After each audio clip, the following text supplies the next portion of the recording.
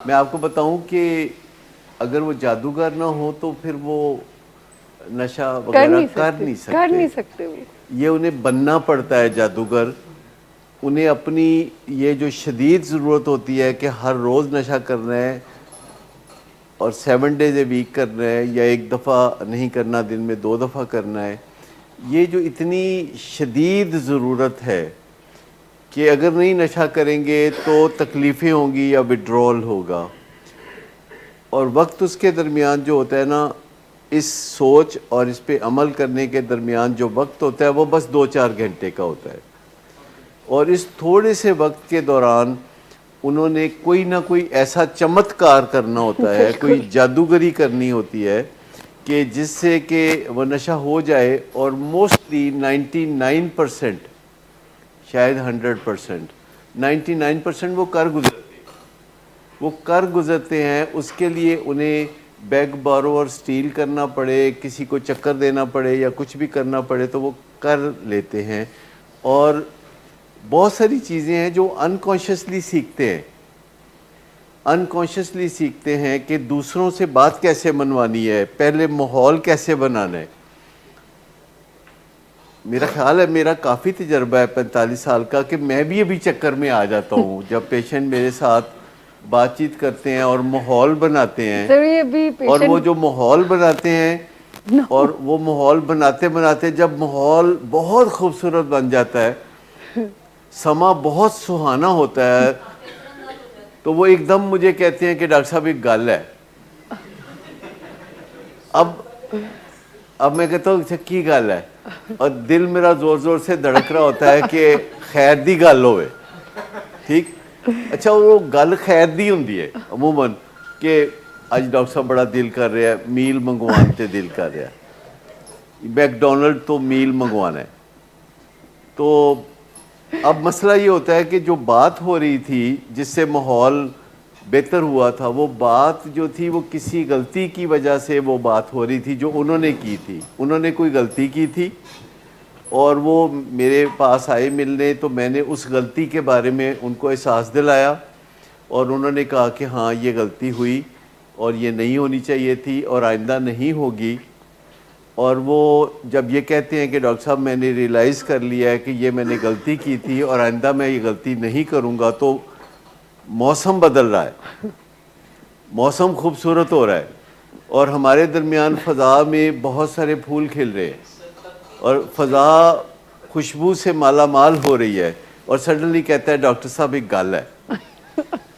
تو میرا دل ایک دم دھڑکنا شروع ہو جاتا ہے کہ گل کی ہے. کہتا ہے جی میل منگانا ہے. تو اس میں کوئی حرج نہیں لگ رہا ہوتا، اس میں حرج کوئی نہیں لگ رہا ہوتا. بظاہر کیوں جی، کوئی حرج لگ رہا ہوتا اس میں؟ اچھا اس میں حرج کوئی نہیں، تو میں پھر کیا کہتا ہوں؟ کیا میں کہتا ہوں نہیں یہ کل ہی چونکہ میرے اور آپ کے درمیان یہ ہوا، تو پھر میں نے کیا کہا؟ میں نے کہا کہ ابھی آپ نے تازہ جو کچھ کیا ہے اس کے بعد سائنسی اصولوں کے مطابق میں آپ کی یہ معصوم خواہش بھی پوری نہیں کر سکتا، کیونکہ this is going to be a reward. یہی میں نے کہا تھا نا کہ ابھی تازہ ہے، تو گیو می سم ٹائم تاکہ یہ بات تھوڑی پرانی ہو جائے. اگر میں نے ابھی آپ کو میل منگایا تو it will be taken as a reward for something which was wrong. کسی غلط چیز کے لیے وہ ریوارڈ بن جائے گا. لیکن میں آپ کو بتاؤں کہ گھر والوں کے لیے ایسے سوچنا آسان نہیں ہے. جب آپ موسم بدل دیتے ہیں، ماحول بنا لیتے ہیں سازگار، اور پھر ایک انوسنٹ سی خواہش لے کے آتے ہیں اور گھر والے مان جاتے ہیں، تو 2 کام ہو جاتے ہیں. ایک کہ ان کے دماغ میں ایک لہر چلتی ہے پوائنٹ اے سے پوائنٹ بی تک کہ یہ بچہ جو بھی کہے ہم نے ماننا ہے، کیونکہ ایک دفعہ وہ کام آپ نے کر دیا. دوسری بات یہ کہ جس چیز کو ریوارڈ نہیں کرنا تھا گھر والوں نے ریوارڈ کر دیا، جس چیز کو ریوارڈ کریں گے وہ دوبارہ ہوگی. یاد رکھیں، ہر ریوارڈ چیزوں کو رپیٹ کرنے کے باعث ہوتا ہے. لوگ پہلی دفعہ جب نشہ کرتے ہیں اور ان کے 14 طبق روشن ہو جاتے ہیں تو پھر وہ دوسری دفعہ نشہ کرتے ہیں. جب وہ دوسری دفعہ نشہ کرتے ہیں تو پھر وہی اثر ہوتا ہے پہلے سے زیادہ، تو پھر وہ تیسری دفعہ کرتے ہیں. اور یوں آہستہ آہستہ ان کو ہیبٹ ہو جاتی ہے اور یہاں امکان پیدا ہوتا ہے کہ اب ایڈکشن بھی ہوگی کیونکہ ان کا جسم اس چیز کے خلاف چلے گا. تو کچھ معصوم سی باتیں ہوتی ہیں جو کہ ہم سب سمجھتے ہیں کہ پیشنٹ نے یہ معصوم سی بات کی ہے تو یہ مان ہی لینی چاہیے, کوئی حرج نہیں ہے. لیکن وہ معصوم باتیں ماننے سے ہمارے دماغ میں, یعنی فیملی ممبرز کے دماغ میں مریض کی باتیں ماننے کی عادت پڑتی ہے. وہ ایک رجحان ہوتا ہے, وہ آسان ہو جاتا ہے. اگر آپ کسی بندے کو بار بار کوئی ایک بات کہتے ہیں اور وہ مانتا ہے تو کچھ عرصے کے بعد اس کے لیے آپ کے سامنے نہ کرنا کافی مشکل ہو جائے گا. تو جہاں آپ کو کانشیس ہو کے جو جواب دینا چاہیے وہی جواب دینا چاہیے. تو گھر والوں کو جو ہم اکثر کہتے رہتے ہیں اور پیشنٹس کے سامنے ہی کہتے ہیں, اور میں آج پیشنٹ سے جاننا بھی چاہوں گا کہ آپ کو اس پہ غصہ تو آتا ہوگا جب ہم کہتے ہیں کہ گل کوئی نہیں مننی آدھی, ایدے کو منانی ہے گلاں, اینو پیچھے لانا ہے, ایدے پیچھے نہیں لگنا. مسئلہ یہ ہے, اس میں جو حکمت یہ ہے کہ آپ نے اپنی مرضیاں کر کر کے گھر والوں سے باتیں منوا کے اپنے آپ کو اس مقام پہ لے آئے ہیں کہ جہاں بہت خطرات پیدا ہو گئے ہیں. اور اب ان خطرات کو ٹالنے کے لیے یہ بہت امپورٹنٹ ہے کہ والدین آپ کی بات نہ مانیں بلکہ آپ والدین کی بات مانیں. دیکھیں سمپل سی بات یہ ہے کہ ایک ردم بنانی ہے ہم نے کچھ عرصے کے لیے جسے علاج کہا جائے گا. ہم یہ نہیں کہتے کہ ساری عمر اس کی بات نہ مانیں, ہم یہ کہتے ہیں کہ جب تک اس کی نشے کی کریونگ باقی ہے, جب تک اس کے اندر نشے کے رجحانات باقی ہیں, جب تک ابھی یہ ڈسپلن نہیں ہوا اور سلپری لوگوں سے ابھی ملتا ہے, سلپری جگہوں پہ جاتا ہے, سلپری ٹائم پہ مشکلات میں یہ گھر جاتا ہے, تو ایک پرہیز ہے یہ بیماری کے نقطہ نظر سے. کیا ہم آپ کے والدین کو ہمیشہ کے لیے کہہ رہے ہوتے ہیں کہ آپ کی بات نہیں ماننی؟ کیا ہم آپ کے والدین کو آپ کے خلاف کرنا چاہتے ہیں؟ یہ تو بہت ہی امکانہ سی بات ہوگی. لیکن ہم یہ کہتے ہیں کہ یہ جو ردم بنی ہوئی ہے کہ گھر والے آپ کی باتیں مانتے ہیں, اس کے پیچھے ایک لالچ ہوتا ہے کہ اس کی بات مانیں گے تو یہ خوش ہو کے oblige ہو کے تو نشہ چھوڑ دے گا, یعنی ہماری بات مان لے گا. تو یہ ایک بات ہے جو گھر والے بات مان رہے ہوتے ہیں. اور یہ عام بچے بھی کرتے ہیں کہ ماں باپ سے کوئی بات منوانی ہے تو کوئی آ کے فضا بناتے ہیں, پہلے ماں باپ کے ساتھ کوئی ایسی باتیں کرتے ہیں بچے, اور جب ماحول بن جاتا ہے ماں باپ خوش ہو جاتے ہیں اور پھر سڈنلی وہ یہ دانہ پھینکتے ہیں جو کہ والدین چگ لیتے ہیں, کیونکہ اس وقت بہت مشکل ہوتا ہے یہ نہ کرنا. سمپل سی بات جو میں کر رہا ہوں وہ یہ کر رہا ہوں کہ ایک بڑی مشکل سے ماحول گھر میں کبھی کبھی بنتا ہے جب والدین اور اولاد آپس میں خوشباش نظر آتے ہیں, اور والدین کے لیے وہ بہت سہانا موسم ہوتا ہے, اور اس کے پیچھے یہ کہانی ہوتی ہے کہ انہوں نے کوئی بات منوانی ہوتی ہے, اور والدین کو لگتا ہے کہ اگر بات نہ مانی تو یہ موسم سارا خراب ہو جائے گا. اور موسم خراب ہونے سے بچنے کے لیے وہ ایک ایسی بات مان لیتے ہیں جو کہ ایکچولی نہیں ماننی چاہیے. اور ون مور ٹائم ان کے دماغ میں پوائنٹ اے سے پوائنٹ بی تک جو فلو ہوتی ہے وہ اسٹیبلش ہو جاتی ہے کہ یہ بچہ جو کہے گا وہ ہم نے ماننا ہے. کیونکہ ہمارے دماغ میں ہر چیز ریکارڈ ہوتی ہے ایز این ایونٹ. ہر موقع پہ جو کچھ بھی ہم کرتے ہیں تو ہمارا سافٹ ویئر اس کو نوٹ کر رہا ہوتا ہے کہ کس موقع پہ ہم کیا کرتے ہیں. یعنی کسی بھی موقع پہ ہم جو کچھ بھی کرتے ہیں, چاہے وہ غلط ہو چاہے صحیح ہو, تو ہمارا دماغ اس کو نوٹ کر رہا ہوتا ہے کہ یہ ہم کرتے ہیں. مثال کے طور پر اگر ہم اپنے ڈسپلن میں ہیں تو ہمارا دماغ نوٹ کر رہا ہوتا ہے کہ اگر انہوں نے یہ کہا ہے کہ میں 8 بجے کھانا کھاؤں گا تو پھر یہ 8 بجے کھانا کھائے گا. اگر وہ اکثر و بیشتر کہتا کچھ ہے اور کرتا کچھ اور ہے, اور آج وہ کہتا ہے کہ میں 8 بجے کھانا کھاؤں گا, تو دماغ کہے گا کہ شاید کھا لے شاید نہ بھی کھائے. کیونکہ ہم جو کچھ بھی کرتے ہیں تو ہمارا دماغ کا ایک حصہ اس کے پیٹرنز، اس کا طریقہ کار نوٹ کر رہا ہوتا ہے، اور جو چیز ہم ریگولرلی کرتے ہیں ہمارا دماغ نہ صرف اس کو نوٹ کرتا ہے بلکہ اس کے اندر مدد بھی کرتا ہے، فیسیلیٹیٹ بھی کرتا ہے کہ یہ میرا مالک یہ کرنا چاہتا ہے. تو دماغ ہمارا ایک آرگن ہے، ایک ہمارا فنکشنری ہے، ہمارا غلام ہے، یا جو بھی اس کو لفظ آپ دینا چاہیں. دماغ ہمارا حاکم نہیں ہے، ہم یعنی مائنڈ ہمارا جو ہے وہ دماغ کا حاکم ہے. اور جب ہمارا دماغ دیکھتا ہے کہ ہم کس قسم کی زندگی گزارنا چاہتے ہیں تو دماغ اس قسم کی زندگی گزارنے میں مدد دینے لگتا ہے. اگر ہم ڈسپلن کی زندگی گزارنا چاہتے ہیں دماغ اس میں مدد دے گا. اگر ہم کہتے کچھ ہیں کرتے کچھ اور ہیں، دماغ کہے ٹھیک ہے جناب، جو حکم جو آپ کرنا چاہتے ہیں. جیسے ہمارے ملازم ہمارے ساتھ کوئی آرگیومنٹس نہیں کرتے، اگر وہ دیکھتے ہیں کہ ہم ان عادتوں کے ساتھ زندگی گزارنا چاہتے ہیں تو ہمارے گھریلو ملازم یا کوئی ملازم اس چیز میں ہماری مدد کرنے لگتے ہیں.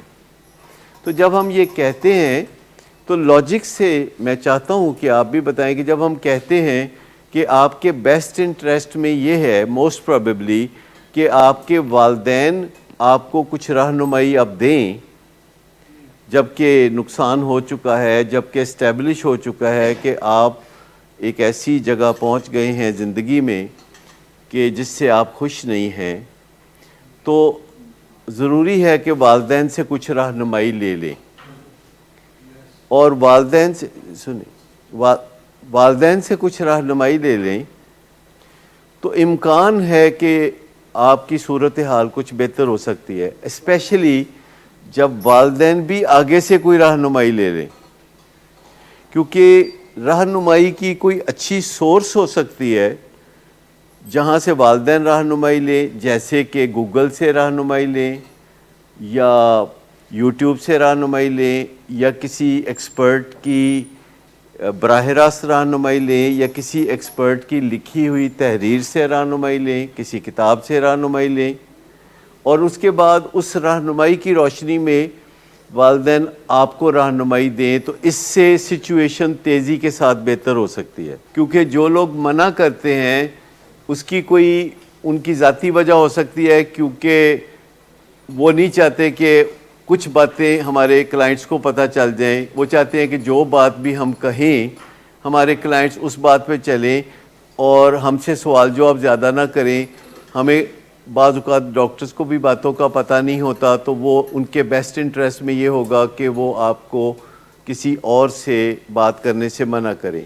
کہ جب آپ کو گوگل پہ جانا آ جاتا ہے اور وہاں سرچ کرنا آ جاتا ہے تو پھر آپ رانگ سورسز اور رائٹ سورسز میں فرق جان لیتے ہیں. اصل بات یہ ہے کہ اگر آپ کوئی کام ریگولر بنیادوں پر کرنے لگتے ہیں تو آپ کو وہ کام کرنا آ جاتا ہے. تو گوگل پہ ویسے لوگ کچھ بھی چڑھا دیتے ہیں، لیکن جب آپ اسے سرچ کرتے ہیں تو وہ چیز اوپر نہیں آتی، وہ چیز بہت نیچے کہیں ہوتی ہے جو کوئی بھی بندہ چڑھا دیتا ہے. جو چیز اوپر آتی ہے وہ کسی ریناؤنڈ یونیورسٹی کی چیز اوپر آتی ہے، WHO کی چیز اوپر آتی ہے، اوتھینٹک سورسز اوپر آ جاتی ہیں. لیکن جو اوتھینٹک سورسز نہیں ہوتے تو وہ اوپر نہیں آتے. اوپر جو چیزیں آتی ہیں فرسٹ 10 میں یا فرسٹ 100 میں، بس اس کو سمجھ لیجئے نا بات کہ گوگل سے اگر آپ فائدہ اٹھانا چاہتے ہیں تو فائدہ اٹھا سکتے ہیں. جب آپ گوگل سے جانا شروع کریں گے گوگل پہ تو ڈیفینیٹلی آپ کو جلدی پتہ چل جائے گا کہ سچی بات اور سائنٹیفک بات تک کیسے پہنچے. پہلی بات یہ ہے کہ گوگل پہ جانا، جب آپ جانا شروع کر دیتے ہیں، جیسے کہ اگر آپ نے کھانا پکانے کی کوئی ترکیب ڈھونڈنی ہے یوٹیوب پہ آپ جائیں گے تو کچھ ہی دنوں میں آپ کو پتہ چل جائے گا کہ کدھر جانا ہے. اگر آپ پہلی دفعہ گئے ہیں یوٹیوب پہ یا گوگل پہ تو آپ ہو سکتا ہے کسی غلط جگہ لینڈ ہو جائیں، لیکن اگر آپ جاتے رہیں گے تو پھر آپ کو پتہ چل جائے گا کہ کہاں جانا ہے. تو وہ کوئی زیادہ پرابلم نہیں ہے. یہ ان لوگوں کو پرابلم ہو سکتا ہے محسوس جو کبھی گوگل پہ جاتے ہی نہیں. جو گوگل پہ جاتے ہیں تو جو سوال پوچھا جاتا ہے تو اس سوال کے ممکنہ جوابات جو سامنے آتے ہیں تو پھر یہ بھی بتایا جاتا ہے کہ اور لوگ یہ بھی پوچھتے ہیں. تو زیادہ تر گوگل پہ جو چیزیں آپ کے کلک کرنے پہ آئیں گی، جو فرسٹ 10 لنکس ہیں یا فرسٹ 100 لنکس ہیں، وہ معقول سورسز ہوتی ہیں. اور اگر آپ نے کوئی 50 لاکھواں لنک ڈھونڈا ہے تو وہ ہو سکتا ہے کہ کوئی نان سینس ہو. اور تھوڑا بہت کامن سینس تو آپ نے استعمال کرنی ہے کہ آپ جو بات گوگل میں پڑھ رہے ہیں وہ دیکھ لیں کہ کون کہہ رہا ہے. اور جب آپ کو پتہ چل جائے گا کہ وہ کون کہہ رہا ہے تو آپ کو اس کی ایتھینٹسٹی کا بھی اندازہ ہو جائے گا. اتنے بھولے تو آپ نہیں ہیں نا. تو ماہرین کہتے ہیں کہ اگر کوئی بچے آپ سے خواہشات کا اظہار کرتے ہیں تو 4 میں سے 1 بات آپ نے بچے کی ماننی ہے. نہیں، اس سے نیگیٹو نہیں ہوتے. نیگیٹو تب ہوتے ہیں جب بچوں کی ساری باتیں مانی جاتی ہیں تو پھر وہ نیگیٹو ہوتے ہیں. کیونکہ یہاں مجھے جو میرے بچے ہیں یہ بتاتے ہیں کہ بچپن سے ہماری ہر بات مانی جاتی تھی، اور پھر میں دیکھتا ہوں کہ وہ ماں باپ کے بارے میں کافی نیگیٹو ہے. ٹھیک، تو پہلی بات تو یہ ہے کہ 4 میں سے 1 بات بچوں کی کیوں مانی جائے. آپ وجہ پوچھ سکتے ہیں کہ سائنس کیوں کہتی ہے کہ 4 میں سے 1 بات مانی جائے. کیونکہ جب بچہ عملی دنیا میں جائے گا، جب وہ 12-14 سال کا، 15-18 سال کا یا 24-26 سال کا ہوگا، تو معاشرے میں جب وہ کسی کے ساتھ جا کے بات چیت کرے گا تو امکان ہے کہ بڑی مشکل سے 4 میں سے 1 بات اس کی مانی جائے گی. اس لیے وہ فرسٹریٹ نہیں ہوگا.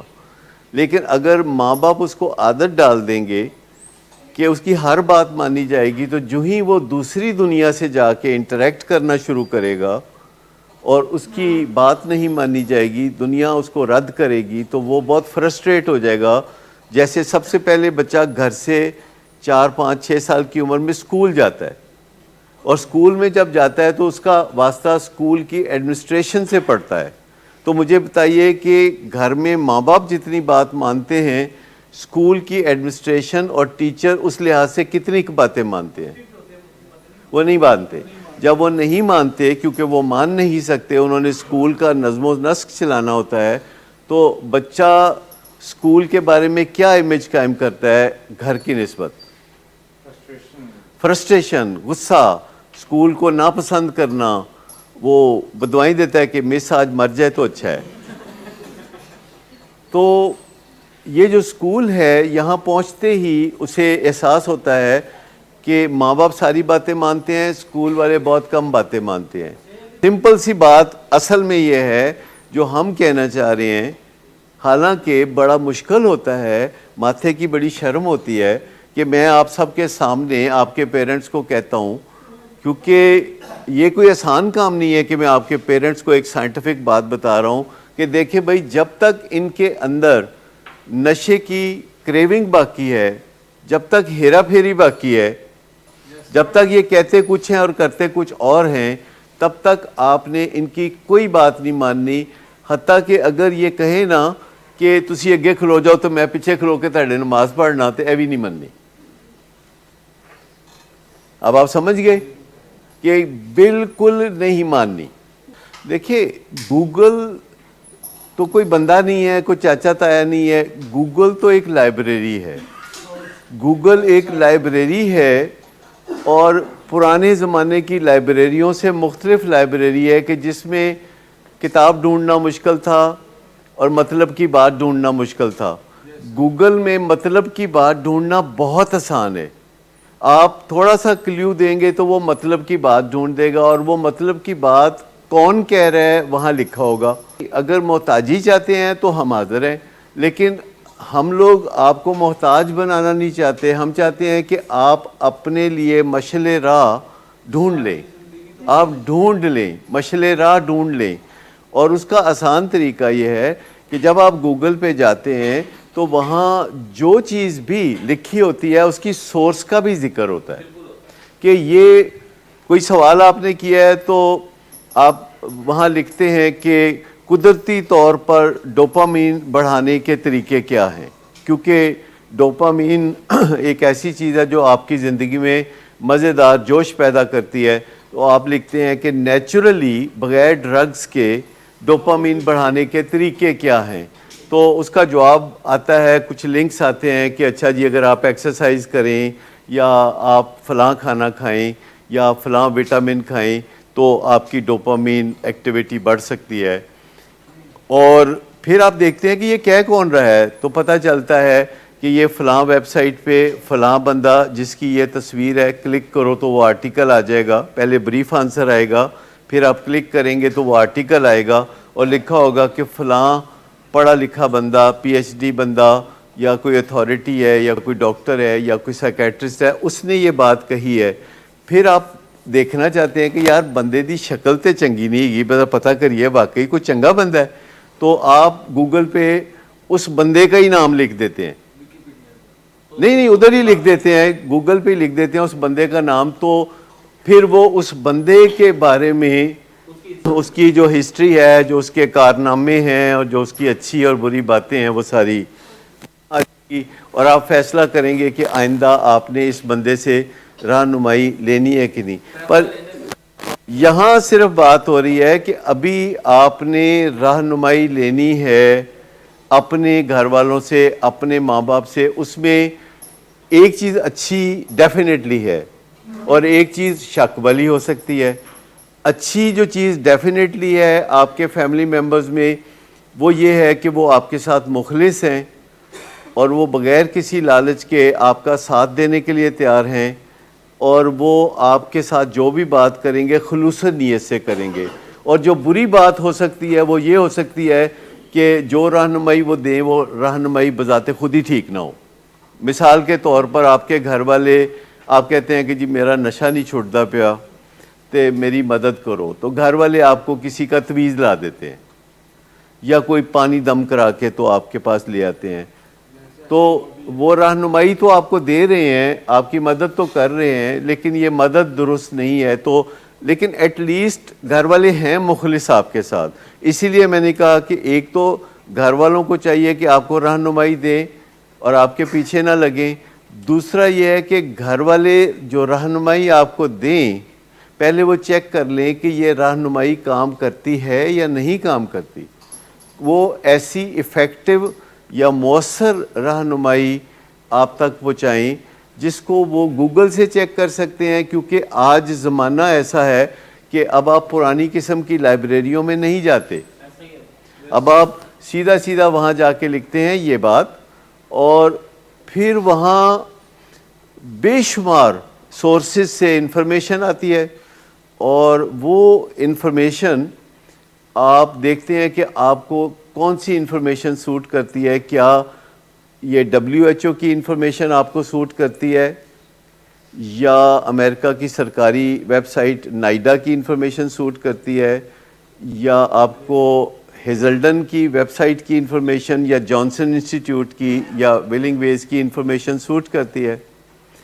تو جب آپ کو پتہ چل جاتا ہے کہ آپ کو کون سی انفارمیشن اتھینٹک ہوتی ہے، جیسے کہ جو بات بھی ہم کرتے ہیں یہاں پہ بعد میں وہ انٹرنیٹ پہ آتی ہے، تو ظاہر بات ہے جو بھی ہم اپنے خیالات کا اظہار کرتے ہیں تو وہ پبلک ہو جاتے ہیں اور اس پہ رائے آ سکتی ہے، اس پہ کمنٹس آتے ہیں، ہزاروں کمنٹس آتے ہیں.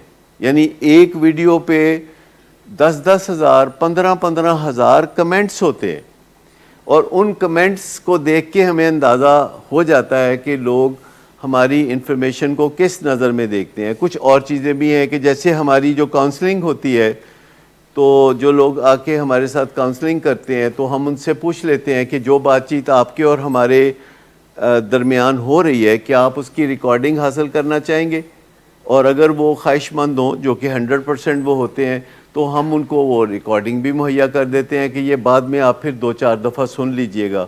تو مجھے بتائیے کہ عموماً جو لوگ کاؤنسلر ہوتے ہیں یا کنسلٹنٹ ہوتے ہیں یا کوئی بھی اس قسم کے شعبے سے وابستہ ہوتے ہیں، کیا وہ اس اوپننس کو اپناتے ہیں کہ جو باتیں یا جو مشورے وہ اپنے کلائنٹس کو دے رہے ہیں وہ پھیلا دیں، ان کو کرٹیسزم کے لیے اوپن کر دیں؟ بہت کم.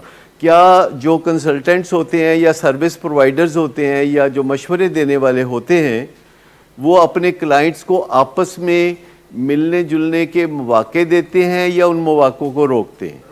روکتے ہیں، کیونکہ آپس میں جب بات ہوگی تو یہ ہو سکتا ہے نا کہ وہ مل جل کے کوئی ایک دوسرے کو منفی رائے دیں.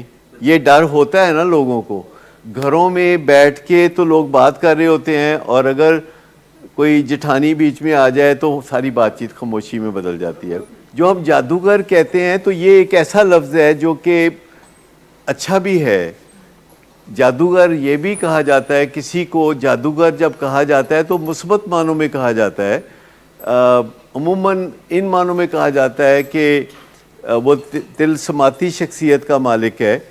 تو ہم لوگ کوشش کرتے ہیں کہ اپنے مریضوں کے بارے میں بات کرتے ہوئے پازیٹیو ورڈز کا یوز کریں، اور پیشنٹس اکثر طلسماتی شخصیت کے حامل ہوتے ہیں اور ان کے ساتھ بات کرنا آسان نہیں ہوتا. ان سے بہت کچھ سیکھا جا سکتا ہے، اور میں نے زندگی میں پتہ نہیں مریضوں کو اتنا سکھایا ہے یا نہیں سکھایا جتنا کہ میں نے مریضوں سے سیکھا ہے. میرے تو ایک دوست تھے بچپن کے جنہوں نے ایڈکشن میں قدم رکھ دیا، اور اچانک ایک دن مجھے آ کے کہا کہ میں ایڈکٹ ہو گیا ہوں، اور بلکہ کہا کہ مجھے کوئی پیسے دو. تو میری شروع سے عادت ہے جب مجھے کوئی کہے پیسے دو تو پھر میرا موڈ خراب ہو جاتا ہے. تو اچھا انہوں نے کہا جی مجھے کوئی پیسے دو، میرا موڈ خراب ہو گیا. میں کہا ہوا کیا ہے؟ کیونکہ وہ کافی ٹھیک ٹھاک بزنس مین تھا، اور میرا دوست تھا کلاس 1 سے، پرائمری کلاس سے. تو میں نے کہا تمہیں پیسوں کی کیا ضرورت ہے، تم تو ٹھیک ٹھاک ہو. تو رونے لگا. تو پھر مجھے اس نے بتا دیا کہ میں ہیروئن ایڈکشن میں ہوں، اور اس وقت ابھی ہم نے تو ہیروئن ایڈکشن کا نام بھی نہیں سنا تھا. یہ 1978 کی بات ہے. یہ بات ہے جب افغانستان کے ساتھ کچھ معاملات چل رہے تھے. تو افغانستان میں ڈرگز کا روٹ بدلا اور ڈرگز پاکستان سے ہو کے گزرنے لگی، تو یہاں ہیروئن ایڈکشن آ گئی. تو میں اس کو لے کے ایک سائیکیٹرسٹ ہیں ڈاکٹر اعجاز حیدر، ان کے پاس گیا. میں نے کہا کہ بہت سینئر شروع کے 2-4 سائیکیٹرسٹ جو پاکستان میں ان کا بہت نام تھا، تو میں گیا ان کے پاس. تو انہوں نے کہا کہ نہیں، پاکستان میں علاج نہیں ہو سکتا. اور میں نے کہا کہ ان کی ایک بہن کینیڈا میں رہتی ہے، تو پھر میں ان کو سجیسٹ کرتا ہوں کہ وہاں کینیڈا بھیج دیں. تو بعد میں پتہ چلا کہ نہیں، وہ ان کے لیے ممکن نہیں تھا کہ بہن کے پاس کینیڈا جا کے علاج کرائیں. تو میں نے معذرت کر لی. کچھ دن کے بعد ان کے فادر کی ڈیتھ ہوئی، اور ہم افسوس کرنے گئے، اور وہ مل ہی نہیں رہے تھے. خیر بچپن کے دوست سے تو ہم گھر کے اندر چلے گئے، تو ڈھونڈتے ڈھونڈتے ہم پوچھتے پچھاتے چھت پہ چلے گئے، اور وہ چھت پہ بیٹھ کے ہیروئن کا نشہ کر رہے تھے. تو جیسے سب ناراض ہوتے ہیں، ہم نے کہا تمہارے فادر کی ڈیتھ ہوئی ہے، تمہیں شرم نہیں آتی، تمہیں حیا نہیں آتی، وہی جو سب باتیں کرتے ہیں. اور میں اور ایک اور دوست جو کہ کامن فرینڈ تھے ہم آپس میں، تو ہم نے اس کو کوئی لان تان تھوڑی کی. تو کہتا ہے میں تو کہا تھا میرا علاج کرا دو، تو پھر علاج نہیں کرایا، تو پھر تو یہی کچھ ہے. میں نے کہا اچھا دیکھتے ہیں کرتے ہیں. پھر بات اس طریقے سے آئی گئی ہو گئی. پھر وہ جو کامن فرینڈ تھا جو کہ ڈاکٹر بھی نہیں تھا، اس نے مجھے کہا کہ اس کا علاج کرو، تم جنرل پریکٹس کرتے ہو تو تم لوگوں کی مختلف بیماریوں کا علاج کرتے ہو، تو تم اس کا علاج کرو. میں نے کہا کیسے علاج کروں، میری اس کی کوئی ٹریننگ نہیں ہے، تو میں کیسے علاج کروں؟ کہتا میں تمہیں بتاتا ہوں. یعنی ڈاکٹر کو وہ بندہ بتا رہا ہے جو ڈاکٹر نہیں ہے. کہتے دیکھو تم لوگوں کو علاج مہیا کرتے ہو اس صورت میں جب آ کے وہ کہتے ہیں کہ مجھے کوئی تکلیف ہے، مجھے بخار ہے، مجھے کھانسی ہے، مجھے وامٹنگ ہے، میرے پٹھے درد کرتے ہیں، یا مجھے یہ ہوتا ہے یا مجھے وہ ہوتا ہے، تو تم ان کا علاج کرتے ہو؟ میں نے کہا ہاں. تو کہتے بس یہ بھی جب آئے گا علاج میں تو اس کو کچھ تکلیفیں ہوں گی اور تم اس کا علاج کر دینا. یہ کہے گا میرے سر درد ہوتا ہے تو تم اس کو سر درد کی گولی دے دینا. اب وہ مجھے سکھا رہا ہے علاج. میں نے کہا نہیں، یہ تمہارا جو خیال ہے نا کہ یہ جو عام سی تکلیفیں ہوتی ہیں اور جن کا علاج ہوتا ہے تو میں کر لیتا ہوں، تو یہ نشہ چھوڑنے سے جو تکلیفیں ہوں گی تو میں وہ بھی کر لوں گا، تو میں نہیں کر سکوں گا. تو اس نے کہا کہ اگر نہیں کر سکو گے تو پھر ہم اس کو کہیں گے کہ واپس اپنا نشہ کر لو، اور یہ جب واپس اپنا نشہ کر لے گا تو وہ تکلیفیں دور ہو جائیں گی، تو تم پھر معذرت کر لینا، اب جو معذرت کر لے ہو تب کر لینا. میں نے کہا ٹھیک ہے بات تو ہے. تو یوں پھر میں نے کہا تم میرا ساتھ دو. یعنی اس کو میں نے اسسٹنٹ مینیجر بنا لیا اپنا، کہ تم اس کے پاس بیٹھنا اور میں اس کا علاج کروں گا اور ساتھ میں اپنا جو کام کاج کرتا ہوں پیشنٹس کے ساتھ وہ میں کرتا رہوں گا. تو ہم نے اپنے گھر کے اوپر والے فلور پہ ماحول بنا لیا ریہیب والا مطلب کیل وغیرہ ٹھوک کے کھڑکیاں وغیرہ بند کر دی ساری, اور اس کا علاج شروع کر دیا. اور اس کو پھر کچھ تکلیفیں ہوئیں اور ان کا علاج کرنے کی کوشش کی, اور انسیڈنٹلی اس کو وامٹنگ ہوئی اور ہم نے اس کو لاجیکٹل دی جو کہ وامٹنگ کے لیے اچھی دوا سمجھی جاتی تھی تب. تو نہ صرف اس کی وامٹنگ دور ہو گئی بلکہ اس کی تکلیفیں بھی سب ٹھیک ہو گئی, اور یہ ڈسکور ہو گیا کہ لاجیکٹل جو ہے وہ موسٹ سوٹیبل ڈرگ ہے کسی پیشنٹ کے وڈرال کو مینیج کرنے کے لیے. یہ بات ہے 1978 کی کہ جب میرا کوئی نشے کی بیماری کا علاج کرنے کا کوئی ٹریننگ نہیں تھی, کوئی ایجوکیشن نہیں تھی اس ڈائریکشن میں. اور پھر تقریباً 15 سال ایسے ہی گزرے, اور پھر مجھے ایک اپرچونٹی ملی جو کہ امریکہ کی گورنمنٹ کی طرف سے ملی. یہ تب کی بات ہے جب میں امریکہ کے ویزے کے لیے ترس رہا تھا اور لوگوں سے مشورہ کر رہا تھا, اور ہر بندہ مجھے یہ کہتا تھا کہ تمہیں ویزا نہیں مل سکتا. مطلب ہر بندہ ہی مجھے یہ کہتا تھا کہ نہیں تینوں ویزا نہیں مل سکتا. تو میں نے کہا اچھا پھر نہیں مل سکتا تو نہیں مل سکتا. 14 سال مطلب بغیر کسی ٹریننگ کے میں علاج کرتا رہا, اور بے شمار سینکڑوں ہزاروں. جب کوئی علاج کرتا ہی نہیں تھا تو پھر جو علاج میسر تھا اس دال دلیے کو کافی سمجھا گیا. لیکن 14 سال بعد پھر میرے دل میں تمنا پیدا ہوئی کہ معاملہ سیریس ہے تو مجھے جا کے تو کچھ کرنا چاہیے. لیکن مجھے ہر بندہ یہ کہے کہ نہیں ویزا نہیں مل سکتا, اس زمانے میں بڑا مشکل تھا پتہ نہیں. تو میں نے 2 اپنے دوستوں کو, جس میں سے ایک وہی تھا جس نے میری مدد کی تھی اس مریض کے علاج کرنے میں, دونوں کو میں نے لارنس گارڈن میں بلایا اور دونوں سے میں نے مشاورت کی کہ یار مجھے ویزا کیسے مل سکتا ہے امریکہ کا. تو دونوں نے میرے ساتھ کوئی گھنٹے 1.5 گھنٹے کی واک کی اور اینڈ میں رزلٹ یہ نکالا کہ تمہیں ویزا نہیں مل سکتا. تو میں تقریباً مایوس ہو کے تو میں واپس چلا گیا. میں کہا اچھا پھر دیکھتے ہیں, اور کام میں بھی میں بہت مصروف تھا. تو نیکسٹ ڈے میں اپنے آفس میں بیٹھ کے کام کر رہا تھا. اس وقت میرے 2 آفیسز تھے, ایک فرسٹ فلور پہ ایک گراؤنڈ فلور پہ. تو جو میں نے لکھنے پڑھنے کے کام کرنے ہوتے تھے وہ میں فرسٹ فلور والے آفس میں جا کے کرتا تھا. اور وہاں میں کام کر رہا ہوں تو مجھے اطلاع دی کہ ایک بندہ کو مرسیڈیز سے آیا اور وہ آپ کے ساتھ ملنا چاہتا ہے امریکن سینٹر سے. تو میں نے کہا کہ پوچھو کیا کہتا ہے. کہتا ہے اس کے ہاتھ میں کوئی لفافہ ہے اور کہتا ہے وہ اس نے آپ سے ملنا ہے. تو میں جا کے اس سے ملا تو اس نے مجھے وہ لفافہ دیتے ہوئے کہا کہ یہ ایمبیسڈر کی طرف سے آپ کے نام کوئی لیٹر ہے, اس میں انویٹیشن ہے امریکہ کی. اب جسٹ دیکھیں یہ میریکلز کس طرح ہوتی ہیں. تو اس میں تھا کہ آپ کے لیے ایک اپرچونٹی ہے کہ 3 مہینے کا ایک دورہ جس میں دنیا کے مختلف ملکوں سے 18 لوگ اور بھی ہوں گے, اور آپ اگر ہاں کرتے ہیں تو ہم اس کے انتظامات کرتے ہیں. وہ ان کا ایک پروگرام ہے جو 125 سال سے چل رہا تھا. اس میں مطلب چونکہ میں پاکستان میں اس وقت واحد بندہ تھا جو یہ علاج کر, ان کو کسی طرح پتہ چل گیا, یا ان کے کوئی سورسز ہوتے ہیں یا انہوں نے کوئی جو کرنا ہوتا ہے کام وہ اپنے طریقے سے کر لیتے ہیں. لیکن یہ پروگرام جو ہے یہ 125 سال سے وہ کر رہے ہیں, ابھی بھی ہوتا ہے. 125 سال سے یہ پروگرام وہ کرتے ہیں کہ ہر سال وہ دنیا کے مختلف ملکوں سے مختلف بندے اکٹھے کرتے ہیں, اور وہ بندے 18, 20, 25, 24, 30 کوئی اس طرح ہوتے ہیں جیسا ان کا بجٹ ہوتا ہے. اور وہ بندے مختلف شعبوں سے تعلق رکھتے ہیں. اس میں سے کچھ جرنلسٹ ہوتے ہیں, کچھ لائرز ہوتے ہیں, کچھ ڈاکٹرز ہوتے ہیں, کوئی کسی فیلڈ کا, کوئی کسی فیلڈ کا, کوئی کسی فیلڈ کا, اور دنیا کے مختلف ملکوں سے USIA کا پروگرام اس کو کہتے ہیں, ایکسچینج پروگرام بھی اس کا نام ہے. اور اس میں وہ 18, 20, 22 بندے اکٹھے کرتے ہیں جو کہ مختلف لوگ ہوتے ہیں, پر ان کو ایک گروپ کی شکل میں وہ اکٹھا کر لیتے ہیں. اس کے بعد وہ اپنے مختلف سٹیٹس میں ان کو بھیجتے ہیں, کسی جگہ 5 دن کے لیے, کسی جگہ 8 دن کے لیے, کسی جگہ 6 دن کے لیے, اور وہ سب جا کے ایک ہی ہوٹل میں سٹے کرتے ہیں. لیکن ہر بندے کا پروگرام پھر اپنا اپنا ہوتا ہے. مثلا مجھے وہ ایڈکشن ٹریٹمنٹ سینٹر دکھانے لے جاتے تھے مجھے. وہ برونکس کے ایریے میں انہوں نے دکھایا کہ کس طرح ڈرگز بیچی جاتی ہیں, کس طرح خریدی جاتی ہیں, اور کس طرح پولیس بے بس ہے, پولیس ان کا کچھ نہیں بگاڑ سکتی. اور پولیس نے ہماری جو وہاں وزٹ کرائی تھی, جو رائیڈ کرائی تھی, برونکس رائیڈ کہتے ہیں اس کو, وہ ڈرگ مافیا کی اجازت سے کرائی تھی کہ ہمارے کچھ مہمان ہیں جنہوں نے آنا ہے تو مہربانی کر کے لحاظ کرنا.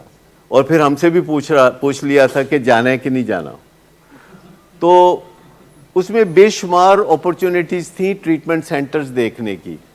اور پھر ایک ٹریٹمنٹ سینٹر ایسا تھا ہیزلڈن نام کا, جہاں مجھے 7 دن کا وزٹ تھا, جو بہترین دنیا کی علاج گاہ ہے اور سینٹر سٹی منیسوٹا میں واقع ہے. تو وہاں جب میں گیا تو مجھے بہت اچھا لگا کہ یہ تو بہت زبردست ٹریٹمنٹ سینٹر ہے, ریہیبلیٹیشن سینٹر ہے. اور وہاں انہوں نے مجھے کہا کہ اگر آپ یہاں ٹریننگ کے لیے آنا چاہیں, 2 سال کا ایک پروگرام ہے, اس کے لیے اگر آپ آنا چاہیں تو بتائیے, ہم آپ کے لیے آفر کرتے ہیں. تو وہ پروگرام مکمل کرنے کے بعد میں واپس آیا اور 6 مہینے کے بعد میں اپنے انتظامات کر کے پھر وہاں گیا, 1.5 سال وہاں رہا. پھر جب میں وہاں سے واپس آیا تو بڑے دلچسپ حالات ہوئے. جب میں وہاں سے واپس آیا تو یہ 1995 کی بات ہے, اور جب میں واپس آیا تو جو نظریات میں وہاں سے لے کے آیا تھا, جب میں وہ نظریات پیشنٹس کے والدین یا فیملی ممبرز کے سامنے پیش کرتا تھا تو ان کو پسند نہیں آتے تھے. وہ کہتے پہلا والا کام ٹھیک ہے. اور میرے جو ڈاکٹرز تھے جو میری ایبسنس میں بہت اچھا کام کرنے لگے تھے, 7 ڈاکٹر تھے جو کہ میری ایبسنس میں وہاں کام کرتے تھے, تو انہوں نے مجھے کہنا شروع کر دیا کہ آپ نہ آیا کریں یہاں, آپ ہمارے گاہک خراب کرتے ہیں. تو میں نے کہا ٹھیک ہے, اگر آپ چاہتے ہیں کہ میں نہ آیا کروں تو میں کچھ اور سوچتا ہوں. تو میں نے پھر یہ ڈائبیٹکس انسٹیٹیوٹ بنانے کا سوچا, کیونکہ میری ٹریننگ کا کچھ حصہ ڈائبٹیز کاؤنسلنگ کے ساتھ بھی ریلیٹڈ تھا, جو بوسٹن میں جوزلین ڈائبٹیز سینٹر ہے. پلس میں نے سوچا کہ کراچی میں صداقت کلینک سٹارٹ کر لیتے ہیں, مری میں سٹارٹ کر لیتے ہیں. تو میں توسیعی منصوبوں کی طرف چل پڑا. آپ سمجھیں کہ میں نے جو کچھ بھی وہاں سے سیکھا تھا 1994 سے لے کے 2000 تک اس کو بالکل امپلیمنٹ نہیں کیا, کسی نے کرنے نہیں دیا. 6 سال گزر گئے اور اس 6 سال میں آرگنائزیشن بن گئی مری میں, کراچی میں ڈائبیٹکس انسٹیٹیوٹ اسٹیبلش ہو گیا.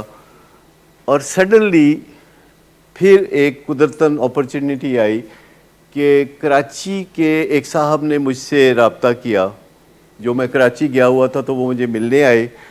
انہوں نے خبر رکھی ہوئی تھی کہ میں کب کراچی آتا ہوں, تو وہ مجھے ملنے آئے اور انہوں نے اپنی بیٹی کے علاج کے بارے میں مجھ سے بات کی. اور میں نے ان کو پوچھا, جیسے رسماً پوچھتے ہیں کہ آپ کو کیسے پتہ چلا, تو انہوں نے کہا کہ ہم نے ہیزلڈن میں رابطہ کیا تھا تو انہوں نے آپ کا بتایا, اور پھر ہم ڈھونڈتے ڈھونڈتے آپ تک آئے کہ وہاں ہمارا ایک گریجویٹ ہے تو اس سے آپ علاج کرائیں. اور انہوں نے مجھ سے جب بات کی تو انہوں نے اسی علاج کی بات کی جو وہاں ہوتا تھا اور جو میں نے سیکھا تھا اور کبھی امپلیمنٹ نہیں کیا تھا. تو انہوں نے کہا کہ آپ اسپیشل ارینجمنٹ کریں ہماری بیٹی کے لیے تو ہم اس میں آپ کو فیسیلیٹیٹ کریں گے. میں نے کہا نہیں, وہ میں خود کر لوں گا, آپ بتائیے کیا کریں. تو پھر یہاں پہ لاہور میں ہم نے کہا کہ جو ڈائبیٹکس انسٹیٹیوٹ کے اوپر جو کمرے ہیں, جس کو آج کل اولڈ بلڈنگ کہتے ہیں, تو وہاں 8 کمروں کا ایک سیٹ اپ بنایا جس میں وہ لڑکی آئی, ان کی بیٹی آئی, اور خالص اس کے علاج کے لیے سارا ماحول بنایا گیا اور اس میں وہ علاج امپلیمنٹ کیا گیا انڈر دی نیم آف ولنگ ویز. پہلے صداقت کلینک ہوتا تھا تو انڈر دی نیم آف ولنگ ویز وہ علاج امپلیمنٹ کیا گیا. تو ابھی وہ لڑکی کا علاج مکمل نہیں ہوا تھا تو پھر ایک لڑکا اسی ریفرنس سے اس طرح آیا اور یوں بغیر کسی منصوبے کے داغ بیل پڑ گئی ولنگ ویز کی, اور پھر یہ بلڈنگ بنی, اور پھر اسلام آباد میں, پھر کراچی میں. تو سن 2000 کے بعد آپ سمجھیں کہ وہ جو ماڈرن طریقہ تھا, جو سائنٹیفک طریقہ تھا, وہ پاکستان میں لوگوں نے انڈرسٹینڈ کرنا شروع کیا. اور پھر یہ تو 2016 کی بات ہے کہ ہم نے یہ سیشن ہال ترتیب دیا اور ٹرائنگولر سیشن رکھے جو دنیا میں اپنی یونیک کے واحد ٹرائنگولر سیشن ہے کہ جس میں پیشنٹس ہوتے ہیں, ان کے فیملی ممبرز ہوتے ہیں اور پروفیشنل ہوتے ہیں اور آپس میں سنجیدہ بات چیت ہوتی ہے. ورنہ کسی جگہ بھی ٹرائنگولر سیشن نہیں ہوتے. یا تو ڈاکٹر مریض سے ملتا ہے یا پھر ڈاکٹر ان کی فیملی سے ملتا ہے. مریض کہتے ہیں کہ یہ فیملی کو ہمارے خلاف سکھاتے ہیں, پلستر کر دیتے ہیں یا کوئی اس طرح کی باتیں کرتے ہیں. ٹرائنگولر سیشن میں بات ساری سامنے ہو رہی ہوتی. اور مجھے وہاں بھیجا گیا تھا بریف پیریڈ کے لیے کہ میں اس کاؤنسلنگ کو سیکھ سکوں جو ڈائبٹیز کے مریضوں کے لیے کارآمد ہے اور بہت سملر ہے, الکوہلزم کی کاؤنسلنگ کے ساتھ بہت سملر ہے. اور اسی وجہ سے مجھے خیال آیا کہ ڈائبٹکس انسٹیٹیوٹ بناؤں انہی لائنوں پہ. تو میں نے کہا اچھا, صداقت کلینک کے مریض اور فیملیز اور ڈاکٹرز مجھے نہیں کام کرتے دیکھنا چاہتے تو میں کوئی اور کام کر لیتا ہوں. کیونکہ اکثر جو بھی نظریات میں جو وہاں سے سیکھ کے آیا تھا, جو میں پیش کرتا تھا, تو وہ اتنے ایکسیپٹیبل نہیں تھے.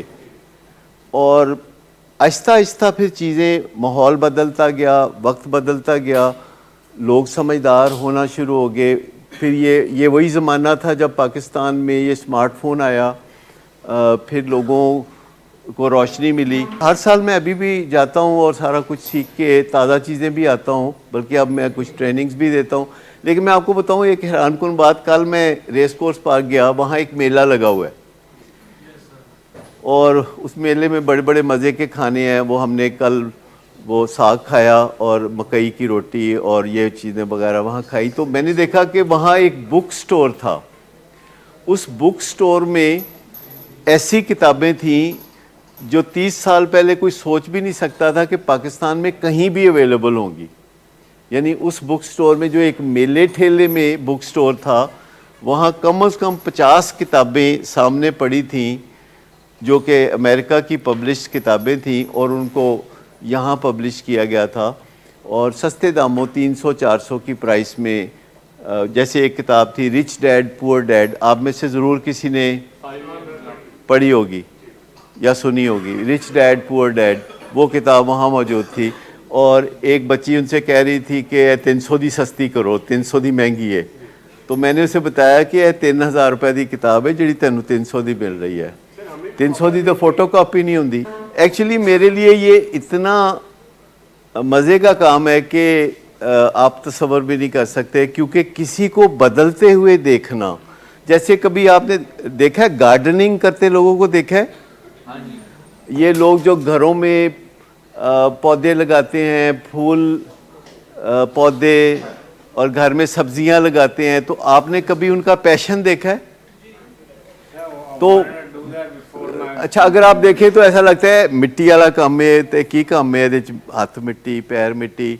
لیکن آپ کبھی ان سے پوچھیں کہ جب کوئی پھول کھلتا ہے یا جب کوئی ان کا پودا چل نکلتا ہے یا کوئی بیل ان کی جو ہے, تو ان کو کتنی خوشی ہوتی ہے. تو یہ میرا کام اس طرح کا کام ہے کہ کہیں سے بری خبر آتی ہے تو دل بیٹھتا ہے, کہیں سے اچھی خبر آتی ہے تو دل کھل اٹھتا ہے.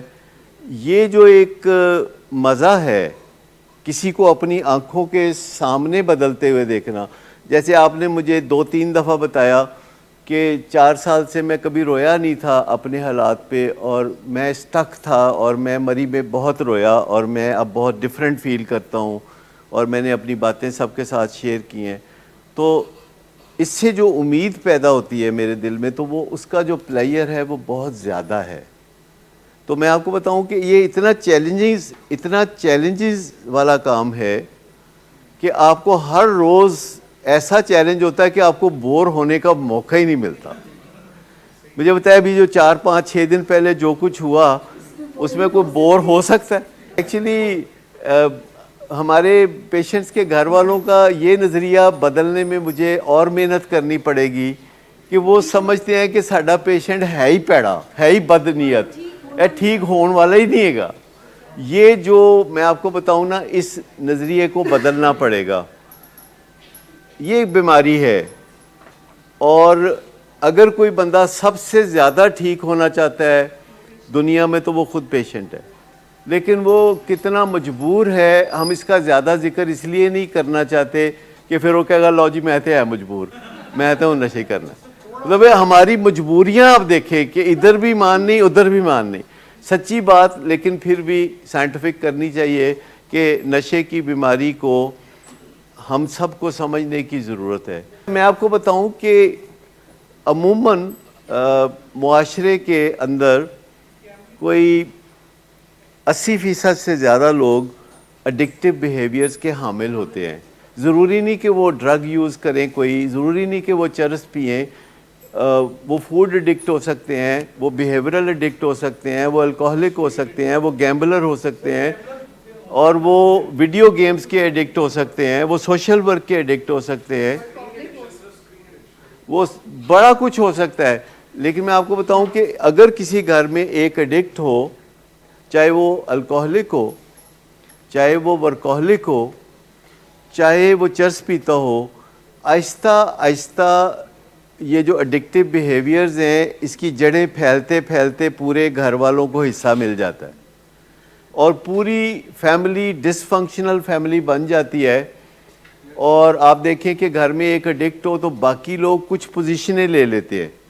مثال کے طور پر کچھ لوگ یہ پوزیشن لے لیتے ہیں کہ وہ پیشنٹ کے ساتھ لو ہیٹ ریلیشن شپ بنا لیتے ہیں جس کو کو ڈیپینڈنس کہتے ہیں.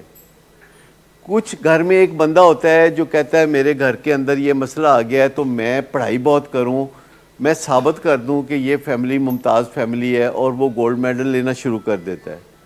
ایک بندہ اور کہتا ہے کہ میرے گھر میں پریشانی بہت ہے تو وہ جوک سنانے شروع کر دیتا ہے. وہ گھر میں ماحول کو خوشگوار بنانے کے لیے لطیفے بازی شروع کر دیتا ہے. وہ اس کے گلے لگ، اس کو پیار کر، اس سے محبت کر، وہ یہ کرنا شروع کر دیتا ہے.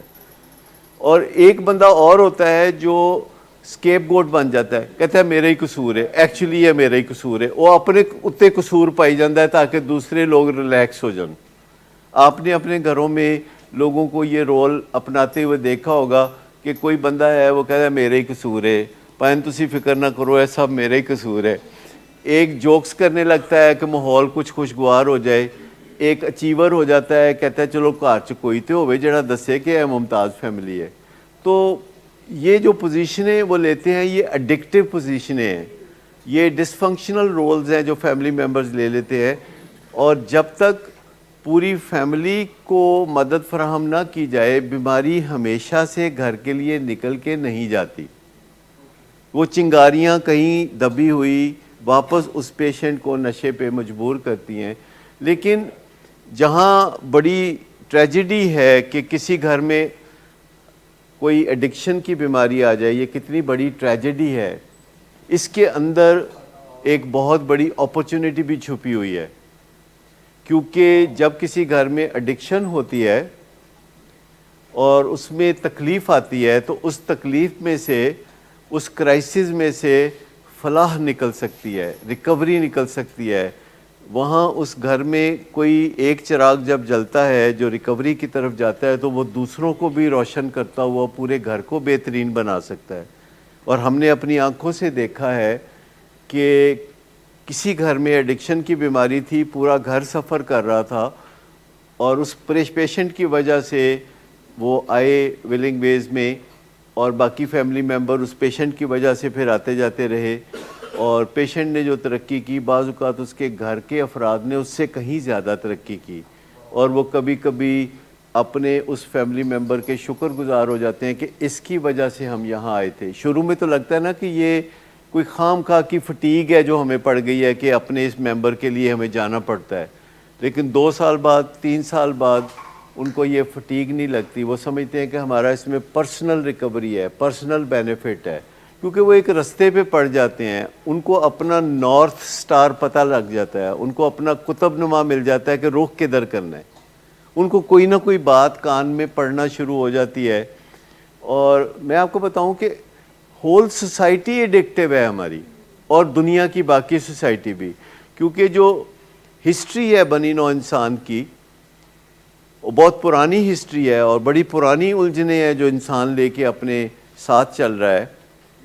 اور وہ ایڈکٹیو ڈس فنکشنل فیملیز ہیں تمام دنیا میں. اور یہ جو ریکوری موومنٹ ہے جو پچھلے کوئی 100 سال سے دنیا میں فلاحی کام پھیلا رہی ہے، تو آہستہ آہستہ لوگ جو ہیں وہ ڈس فنکشنل فیملیز کی بجائے فنکشنل فیملیز بن جائیں گی۔ آپ کو لگتا ہے نا کہ ڈس فنکشنل فیملی ہے، رولا ہے، مطلب گھر والے ایک دوسرے سے الجھتے رہتے ہیں۔ اکثر آپ کو لگتا ہے نا کہ گھروں میں کوئی امن و سکون نہیں ہے، کوئی نہ کوئی کسی نہ کسی کو گزرتے ہوئے کوئی موڈا مار جاتا ہے، کوئی ٹھبی دے دیتا ہے، کوئی ڈیگ دیتا ہے، کوئی کچھ کر دیتا ہے۔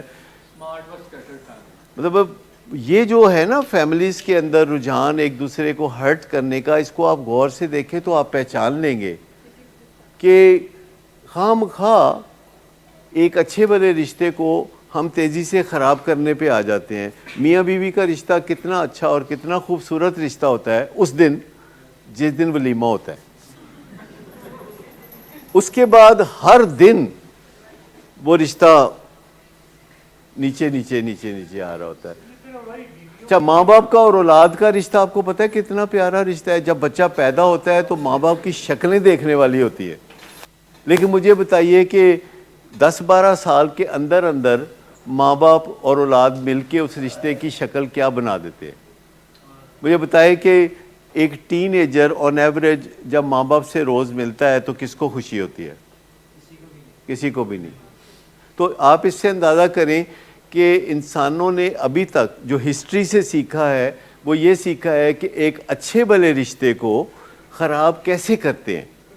یہ ہے what they have learn from history, کہ ایک اچھے بھلے رشتے کو آپ خراب کیسے کرتے ہیں۔ لوگ پارٹنرشپ کرتے ہیں نا کاروبار کرنے کے لیے، مجھے بتائیے پارٹنرشپس کا کیا بنتا ہے؟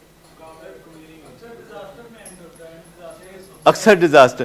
تو اس کا مطلب ہے کہ انسانوں کا سب سے بڑا مسئلہ اچھے بھلے تعلقات کو شروع کر کے آہستہ آہستہ خراب کرتے ہوئے تباہ کر لینا۔ اور اگر یہ بات پتہ ہے کہ ایسے ہوتی ہے تو اس کو پریونٹ کیا جا سکتا ہے، اس کو ویکسینیشن کے ذریعے صحیح کیا جا سکتا ہے۔